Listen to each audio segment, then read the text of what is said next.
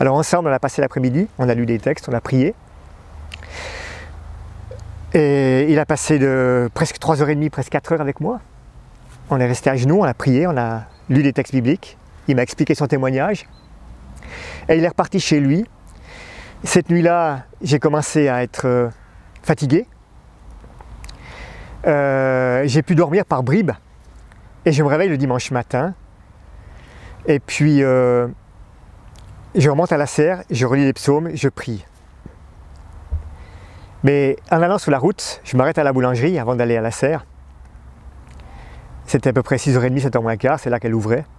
Je remonte dans la voiture, pneu avant crevé. Tant pis, j'ai dit, j'ai 400 mètres à faire, je roule avec mon pneu crevé, et puis en haut, j'ai des roues de rechange, plusieurs, je les changerai. Je répare cette roue, après prière et psaume. Je redescends apporter le pain à mon épouse à la maison vers les 9h30, 10h. Je garde la voiture devant ma fenêtre de cuisine. Je remonte dans ma voiture. Pneu avant gauche crevé.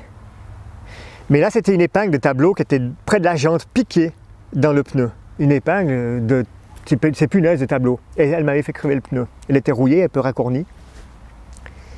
Je remonte quand même avec la voiture, le pneu qui était presque à plat. Je la pose devant le bâtiment où je travaille. Je rentre dans mon hangar. J'ai dit, de toute façon, ça ne me fait pas peur parce que j'ai déjà crevé 2 fois en un jour. C'est pas ça qui me fait peur. Je traverse mon hangar à la hauteur de la petite cuisinette qu'on avait fait. C'est comme si quelqu'un de toute sa violence tapait sur la plonge avec de toute sa puissance. Demain, j'ai fait un saut un saut de sursaut, quoi, de peur. J'ai les poils qui me traversaient les pantalons. Je suis parti dans mon bureau. Je relisais toujours ce psaume à haute voix. Et je priais. Et dans ma prière, je me suis dit, mais t'es ridicule, t'es complètement ridicule. C'est une planche, peut-être la planche à viande que ma femme avait mis et qui est tombée. Et puis voilà, je me lève, il y a toujours quelque chose sur cette plonge. C'est la première fois en arrivant à la cuisine qu'il n'y avait rien. La plonge était propre, nette, il n'y avait rien du tout. Alors là, je suis reparti à prier. L'après-midi, on était invités pour un repas de famille. Et dans ce repas de famille, je n'ai pas pu y aller, donc on est revenu à la serre avec ma femme. Elle est venue avec moi, on était à la table de rempotage tous les deux. Il faisait très chaud ce jour-là. C'était au mois de février, mais sous serre, on avait déjà 30 degrés parce que le soleil, dès qu'il est sous serre, on avait déjà une belle chaleur dessous, on travaillait en t-shirt. Hein. Et là, elle commençait à venir en moi une brûlure, donc ça bougeait tout le temps à côté de ça, mais une brûlure qui m'a pris là et j'ai commencé à haïr mon gendre et ma petite fille qui venaient de naître. Mais vraiment une haine, je ne connaissais pas la haine, je ne suis pas une personne, j'ai jamais eu de haine contre quelqu'un dans ma vie, et là, mais vraiment j'ai eu de la haine pour mon gendre et ma petite fille. Et ça me faisait mal, et ça me brûlait là, et j'ai dit à ma femme, écoute, je ne peux plus les voir. Ils étaient partis en Suisse présenter la petite fille à sa maman, puisqu'elle l'avait juste vue une fois à l'époque de Noël, puisqu'elle est née au mois de septembre, et ils sont repartis au mois de février, avant la saison. Donc ils les avaient éloignés de moi durant ce week-end. Le Seigneur, en fait, on pourrait dire que maintenant, quand je prends du recul, le Seigneur les a éloignés de moi durant ce week-end. Tous ces événements se sont déroulés. J'ai dit, je ne veux plus les voir pour l'instant et ils vont rentrer peut-être lundi ou mardi. Écoute, tu leur diras, mais effectivement, ils sont arrivés mardi. Et ils habitaient en dessous de chez nous à 30 mètres. Ma femme dit, on va les voir. Je dis, non, je ne descends pas. Tu leur diras que... Tu leur expliqueras l'histoire et tu leur diras, indépendant de moi-même, j'ai vraiment de la haine pour eux, je ne veux plus les voir. C'était terrible ce que je vivais là. Je ne comprenais pas, à quelque part. Il a fallu que j'attende quand même la fin de la semaine, presque le samedi suivant ou le dimanche, pour aller voir ma petite fille. Et ma fille, en arrivant, me voyant, elle était tellement heureuse, elle voulait me la présenter. J'étais traumatisé, j'avais ce regard de terreur qui était toujours là. Ma femme a passé devant, a pris la petite. J'ai mis du temps parce que dans ce stage, on nous disait que par la pensée, on pouvait tuer les enfants, avec la puissance de la pensée. On pouvait tuer quelqu'un par la puissance de la pensée et la puissance de la parole. Donc c'est toutes des images qui m'étaient restées dans ce stage. J'ai subi un lavage de cerveau malgré tout avec cette période de... Et j'ai continué à prier. On se communiquait avec Richard et il a fait son sac de prière.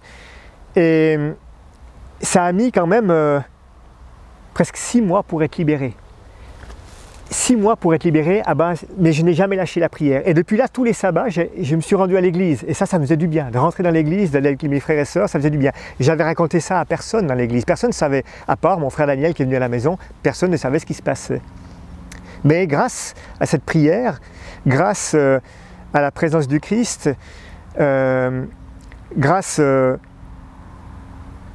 au support des frères et sœurs qui étaient partout, qui avaient fait ces cercles de prière, et les textes bibliques, l'ennemi a lâché.